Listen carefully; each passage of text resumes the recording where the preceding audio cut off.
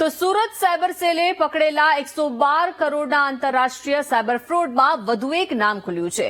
આરોપી હિરેનની પૂછપરછમાં તેણે વિવેક ઉર્ફે મારુતિ ડાવરાનું નામ જાહેર કર્યું છે। મહત્વનું છે કે આ કેસમાં પોલીસે અગાઉ કેટલાક આરોપીની ધરપકડ કરી છે।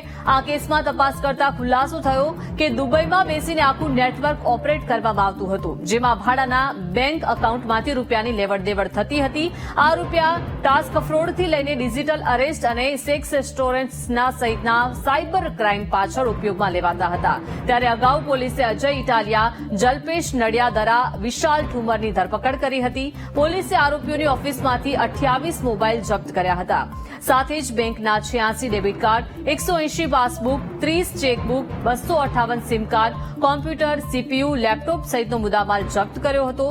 ત્યારે પકડાયેલા આરોપીની પૂછપરછમાં અન્ય કેટલાક નામ ખુલ્યા હતા, જેમાંથી એક આરોપી કેતન વેકરિયાના ઘરે તપાસ કરતા વિવિધ બેંકના 34 ડેબિટ કાર્ડ, 18 પાસબુક અને 5 ચેકબુક મળી આવી હતી। પોલીસ તપાસમાં જે 370 બેંક એકાઉન્ટ હાથમાં લાગ્યા હતા, તેના પર national cyber crime reporting portal ઉપર અલગ અલગ રાજ્યોમાં 850 થી વધુ ફરિયાદ નોંધાઈ હોવાનો પણ ખુલાસો થયો હતો। વધુ માહિતી સાથે સંવાદદાતા ધ્રુવ જોડાઈ ગયા છે। ધ્રુવ, સુરત સાયબર સેલે પકડેલા 112 કરોડના આંતરરાષ્ટ્રીય સાયબર ફ્રોડમાં વધુ એક નામ ખુલ્યું છે, શું પૂરી વિગત?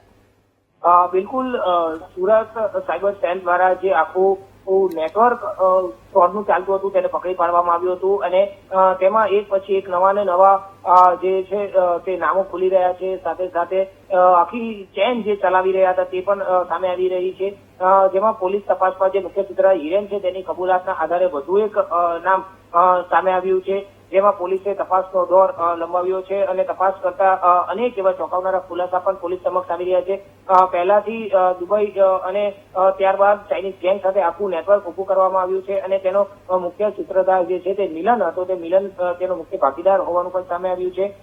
દુબઈમાં બેસીને ભારતીય નાગરિકોની સાથે છેતરપિંડી કરીને ચાઇનીઝ ગેંગ આખું એક મોટું જે રેકેટ ચલાવતું તેનો પર્દાફાશ કરવામાં હાલ સુરતથી જે મોટી પોલીસને સફળતા મળી છે।